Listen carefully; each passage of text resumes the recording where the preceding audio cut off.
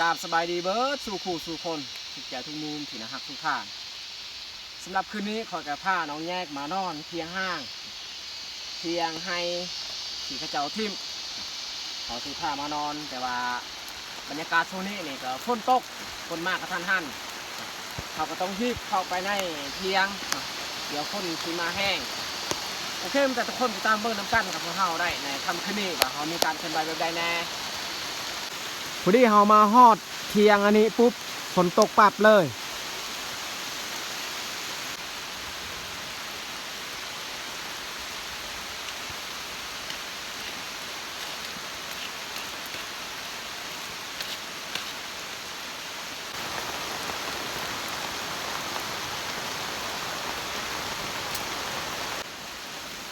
ในเที่ยงกับค่อนข้าง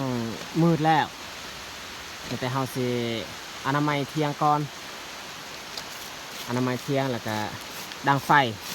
เพราะว่าตอนนี้นี่ก็มียุงเนาะอันนี้ฟืนที่เฮาเก็บมาเมื่อกี้นี่มาฮอดอยู่นี่เฮารีบเก็บฟืนเลยนะเพราะว่าเฮาเบิ่งบรรยากาศนี่มืดครึ้มฝนสิตกก็เลยเก็บฟืนไปก่อนเนาะแป้งกระซากได้แล้วสำนันไม่ต้องอันนั้นก็ได้เพียงแต่ละดึงขึ้นหยับขึ้น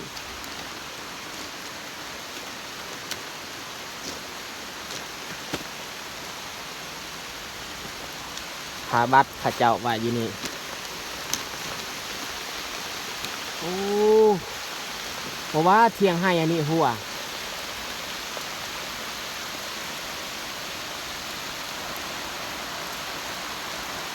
ฝนตกแห้ง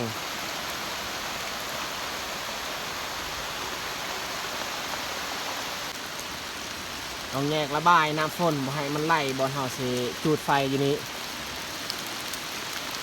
พื้นก็เปียกแล้วได้หันเพราะว่ามันถึกพระ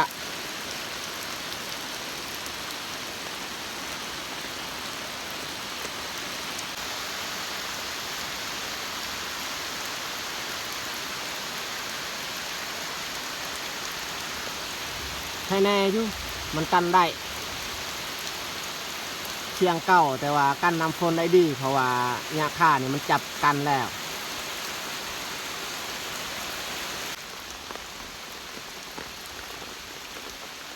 โอ้ถ้าว่าลมพัดนี่เปียกเบิดเทียงเฮานี่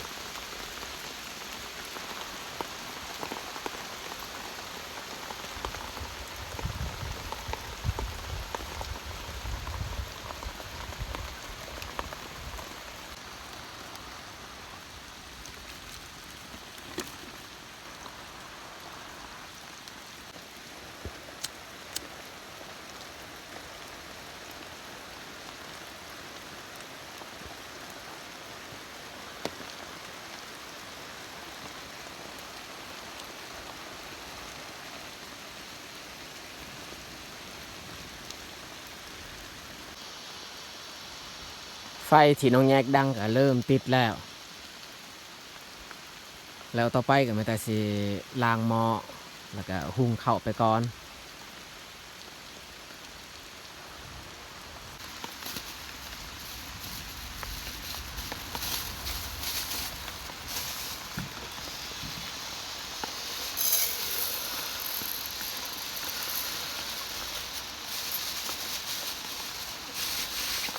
ข้าวเจ้า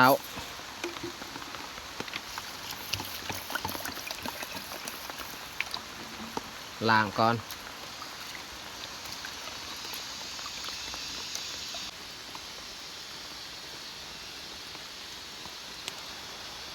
สงสัยคืนนี้นี่นอนฟังเสียงฝนตกตอนนี้นี่ฝนตกบ่แห้งแต่ว่าตกตลอดเวลาฝนตกแบบนี้น่าจะตกดน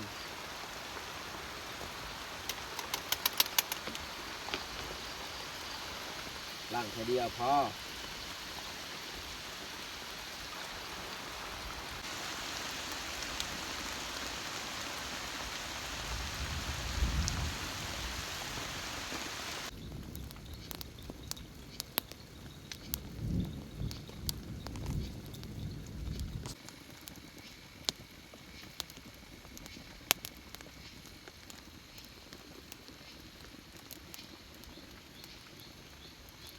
นเสาตกแล้วแต่ว่าฟ้าห้องตลอดเลย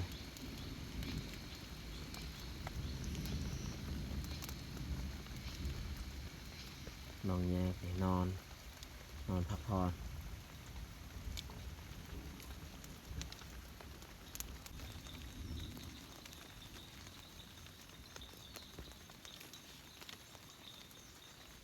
ฝนเสาตกหมอกลงมาอีกบาดนี้คือสินอนเย็นและคืนนี้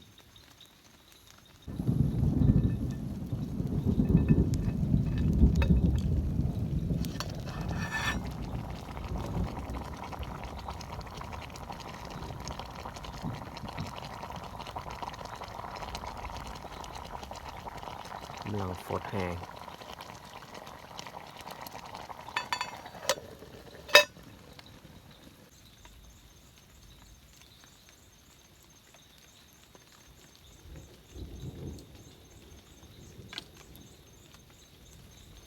เอาเต็นท์มาแต่ว่าตามสังเกตเบิ่งนี่น่าจะกางเต็นท์บ่ได้แต่ว่ากางเต็นท์บ่ได้ก็แต่นอนกับพักที่เขาจะเอาปูนี่แหละเพราะว่าเฮามีผ้าห่มทุ่มผ้าห่มเอาก็ได้เต้นนี่กางบ่ได้เพราะว่าอันนี้มันแคบเพียงเขาเจ้ามันน้อยแล้วส่วนของกินนี่แม่นเฮาจะต้มใส่เตาแก๊สอันนี้เพราะว่ามีหม้อที่พี่ได้ส่งมาให้หม้อแบบนี้ก็มี3อันหรือว่า3หน่วยแต่ว่าอันนี้เราเอามาใส่หน่วยที่น้อยสุด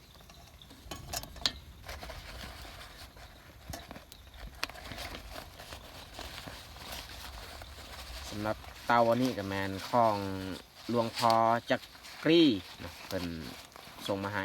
ตั้งแต่โดนแล้วเขากับบุค่อยได้ใส่ปันไดนี่อีกกลับมาใส่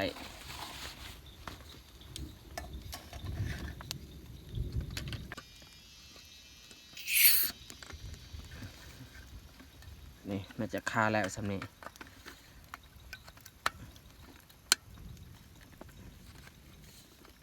ถ้าว่าบุคานี่มีโอกาสมันออกมันจะได้สำนี้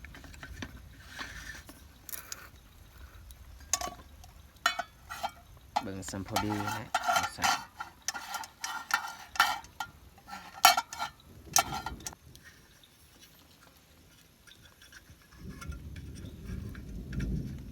เปิดขาของมัน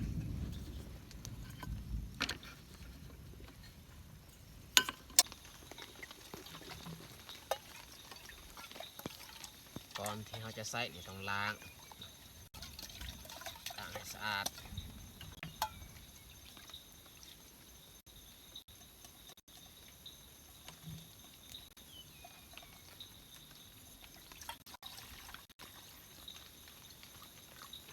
ใส่น้ำสำนี้แหละมันจะพอดีกิน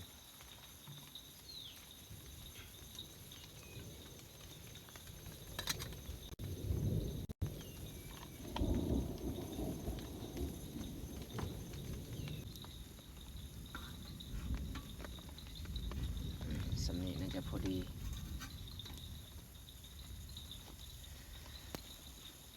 เปิดอันนี้ก่อน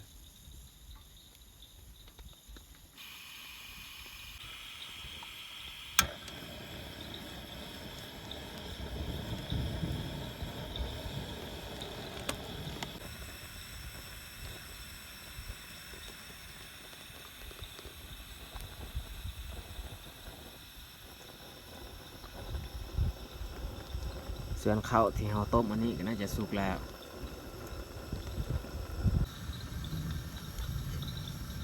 โอ้น้ำฝดแล้วเอาหัวเส้นไข่อันนี้ลงก่อน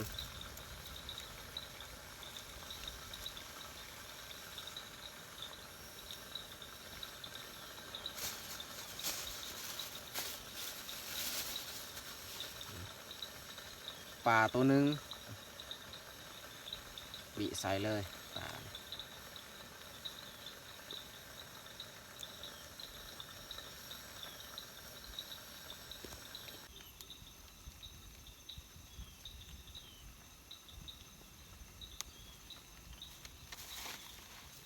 ใส่มะเขือดิบ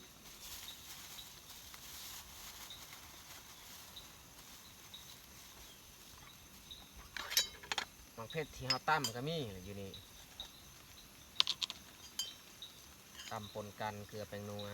เผ็ดกระเทียมใส่อันนี้ลงไปเลย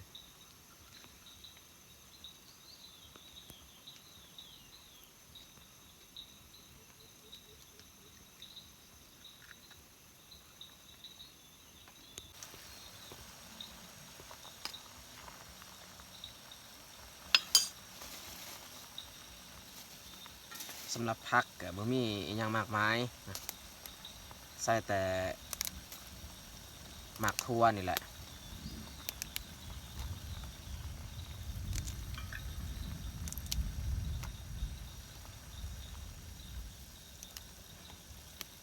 ผักกาดก็บ่มีใส่หมักทั่วเอา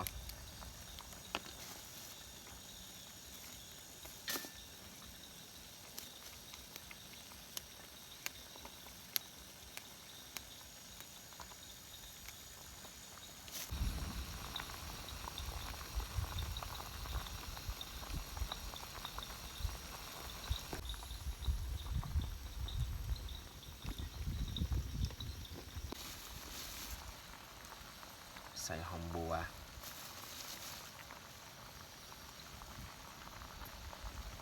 บีบมะนาวใส่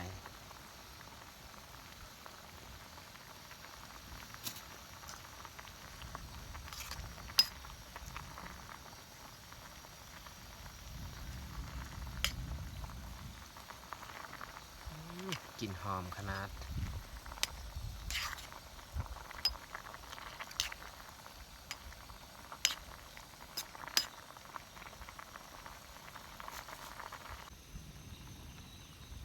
ของกินเฮาก็สุกแล้ว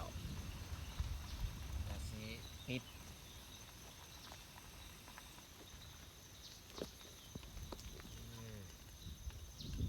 ปิดแล้วก็ปกไว้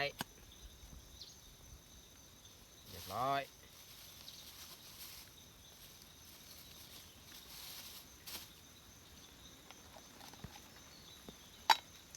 ตั้งแต่เฮาได้รับเตาแก๊สนี้จาก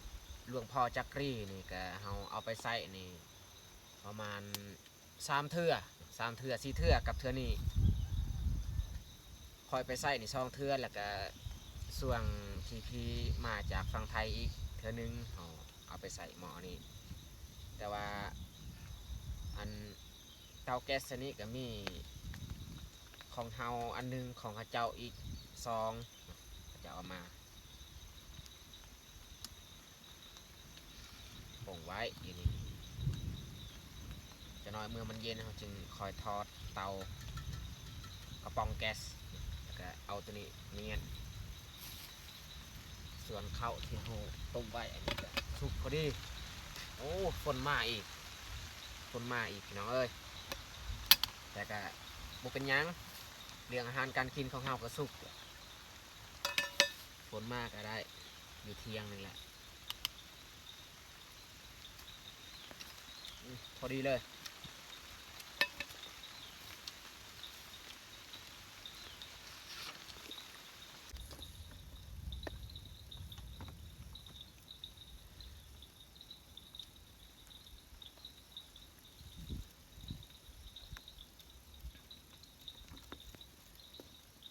จักแม่อย่างที่มันห้องติ๊กติ๊กติ๊กติ๊กติ๊ก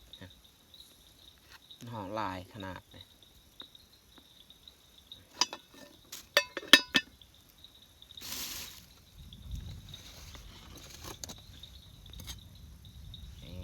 ของกินเฮามีน้ำสด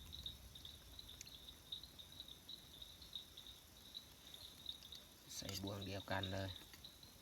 บ่มีบวงกลาง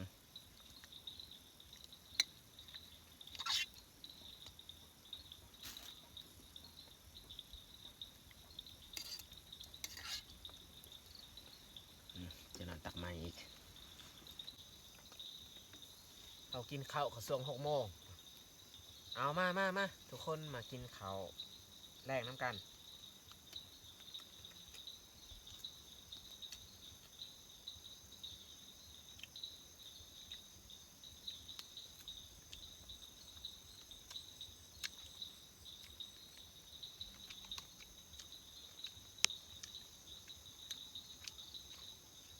อันนี้ก็แมนเที่ยงให้ของเบาแจ็คที่เคยไปนำเฮาส่วนเขาปลาเลิกไปลาสัตว์กับเพื่อนของเฮาคือกันเบาแจ็ค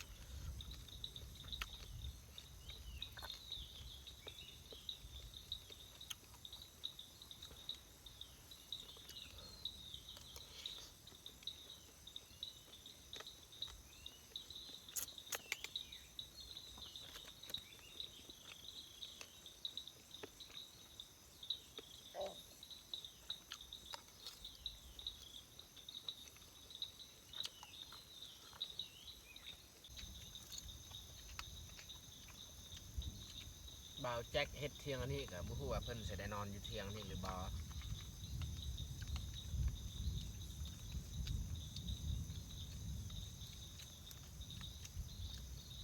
พอสุดลายคอยไปน้ำเบาแจ็คเบาแจ็คบ่มักนอนป่าถึงว่าดึกดื่นก็ตามกลับบ้านไปนอนอยู่บ้านมีครั้งหนึ่งเขาไปกับเบาแจ็คอยู่ในป่าลึกก็12 โมงเพิ่นบอกกลับ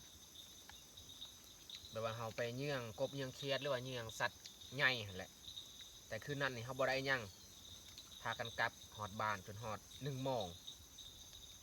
โอ้เขาคิดว่าบ่ไหวแบบนี้ทำมาหากินแบบดึกๆดื่นๆนี่อันตรายเขาก็แห้งแบบว่าคนแบบบอกแห้งๆนะก็เลยว่าบ่อยากไปกับเบาแจ็ค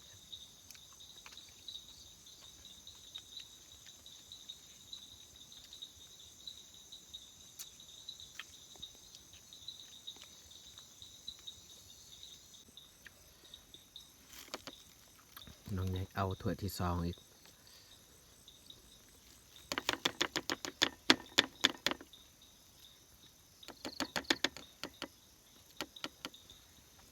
น้ำเนี่ยทอกเลยก็ได้ทอกใส่ถ้วยแบบนั้น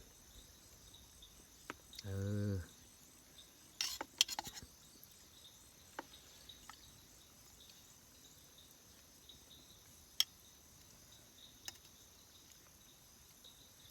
กินอยู่ป่าอยู่ไห่ก็แบบนี้แหละ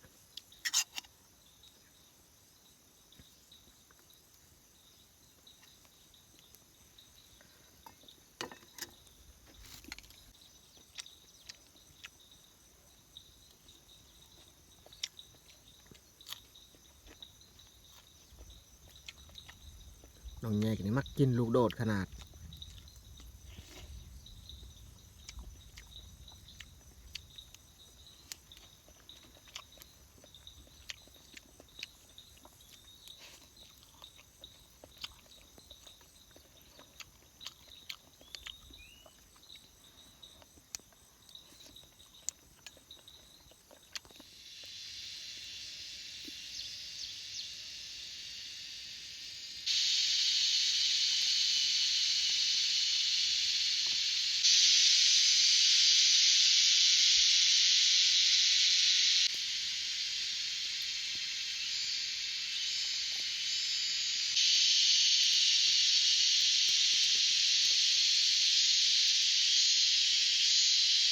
อากาศเย็นแห้งพี่น้องเอ้ย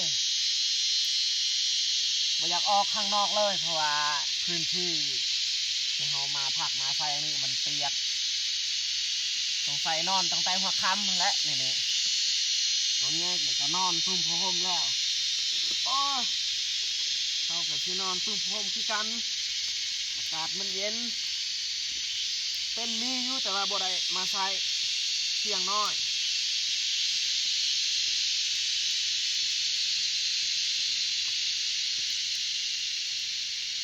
ถ้าว่าเขาบ่ตั้งเต้นนี่เขาต้องดังไฟแล้วแบบนี้ถ้าว่าเขาตั้งเต้นนี่ไฟนี่เขาบ่เกี่ยวเลย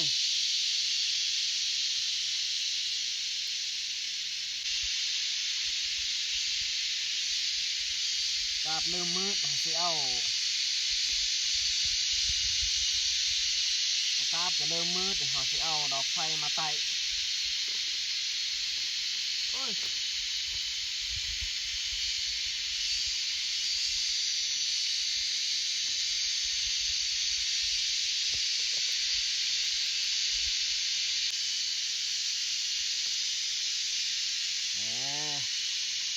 แจ้งดีแล้วบาทนี่อยู่เที่ยงแต่สว่างได้มีดอกไฟ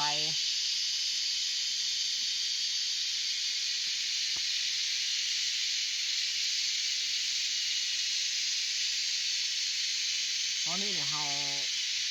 อยู่ในเที่ยงนี่แหละบรรยากาศใกล้สิมืดว่าอยากออกข้างนอกเมื่ออากาศมันมืดแล้วจึงคอยพาน้องแยกออกงานชมบรรยากาศช่วงกลางคืนใกล้บริเวณเที่ยงของเบาแจ็ค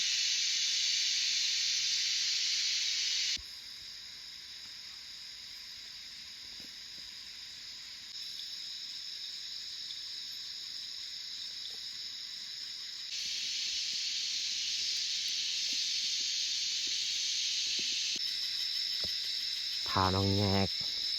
ออกไปชมวิวใกล้ๆเที่ยงไฮของเบาแจ็คบรรยากาศเสื่องกลางค่ำกลางคืน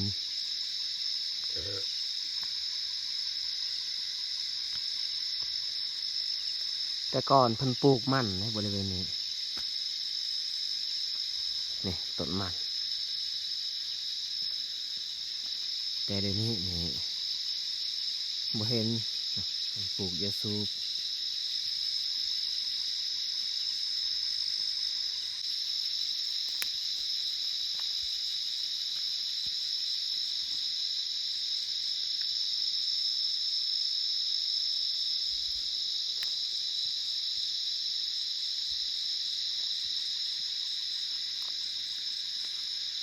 เบาแจ็คทางหญ้าแต่ว่าบ่เห็นนี่ยังเพิ่นปลูกอยู่นี่โอ้มื่นเลยนี่ถ้าว่าเฮาย่างบ่ระมัดระวังมีโอกาสพลาดคือกันเลยเพราะว่าดินยังเปียกซึมอยู่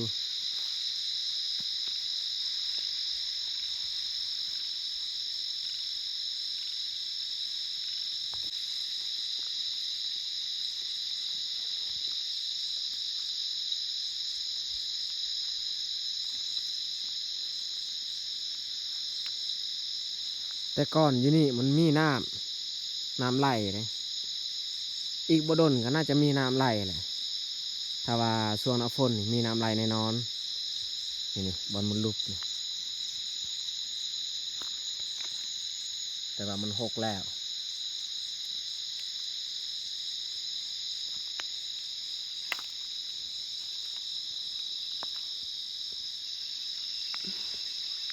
ไปกับเที่ยง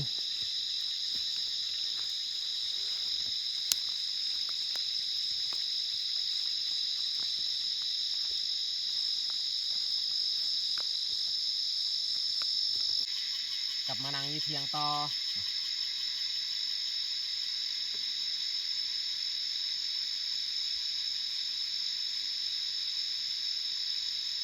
เสียงที่เราได้ยินตอนนี้ก็มันจะเสียงจักจันที่มันห้องช่วง8 โมงกลางคืนมันห้องอยู่ไกลอยู่เทิงผู้โตมันห้องบางทีใกล้ๆแถวอันนั้นเสียงของเฮานี่มันหยุดแล้ว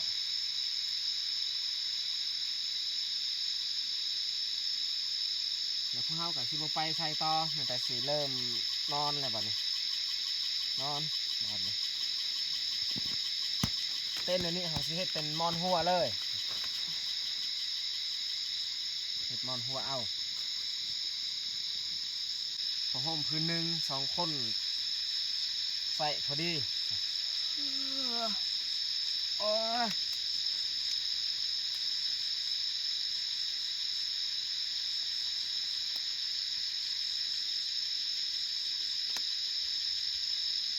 นอนเพียงให้เบาแจ็คช่วงนี้เบาแจ็คกับบได้อยู่บ้านเบาแจ็คกับเข้า ในเมืองเราแจ็คไปหาเงินไปรับจ้างนี่แหละปีกายเพิ่นปลูกข้าวอยู่นี่แต่ว่าปีนี้เพิ่นบ่ได้ปลูกแล้ว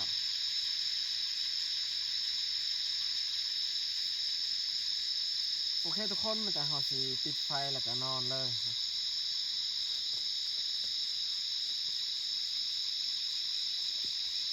เออ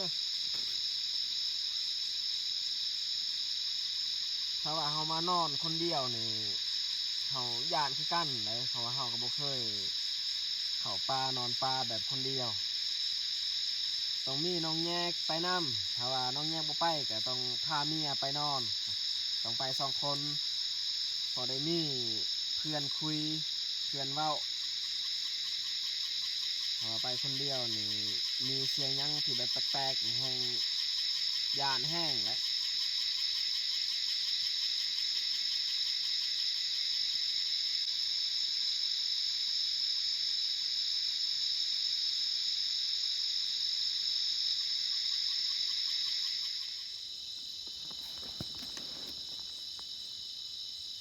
นี่ครับตอนนี้มีแต่เสียงจิ้งหรีดมันฮ้อง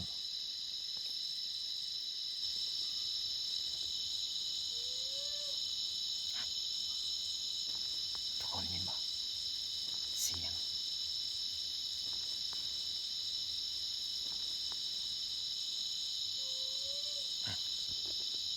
ทุกคนยินบ่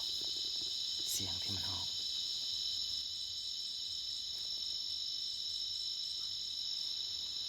เสียงหยัง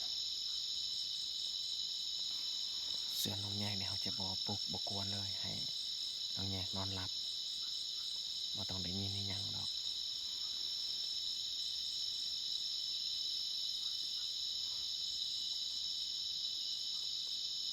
แปลกดีเลยพี่น้องเอ้ยมานอนเทียงให้ห้างของเบาแจ็คนี่มีเสียงแปลกๆอีก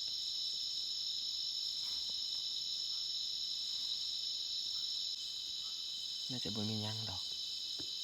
สงสัยเสียงสัตว์มันฮ้อง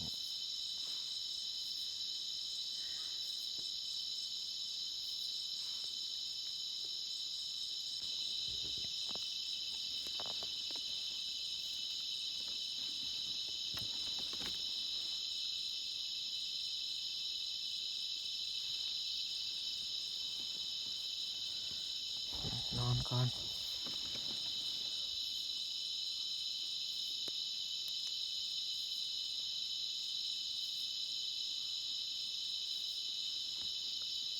สำคัญสุดถ้าว่าเฮาพักเฮานอนอยู่ไสก็ตามถ้าว่าเฮาบ่เฮ็ดผิดทางใดๆนะจะบ่มีปัญหาแล้วก็เฮาบ่ควรเว้าสิ่งที่บ่ดีออกไปเนาะน่าจะโอเคบ่ว่าเฮาจะนอนต่ำหรือว่านอนสูงก็ตามเฮาบ่ควรประมาทถ้าว่าเฮาประมาทจะมีโอกาสคือกันเลยมันเฮ็ดเส้นคือกันนอนใส่ก็ตามเฮาทำดีเฮ็ดดีน่าจะบ่มีปัญหา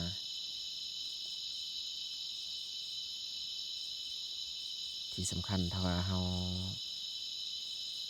ยินเสียงแบบแปลกๆนี่เฮาบ่ควรไปตอบโต้เนาะ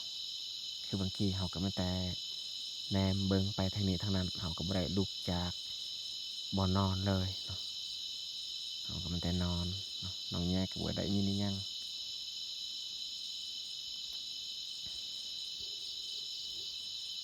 เอาโอเคแล้วเฮาก็นอนเนาะก็ขอให้ปลอดภัย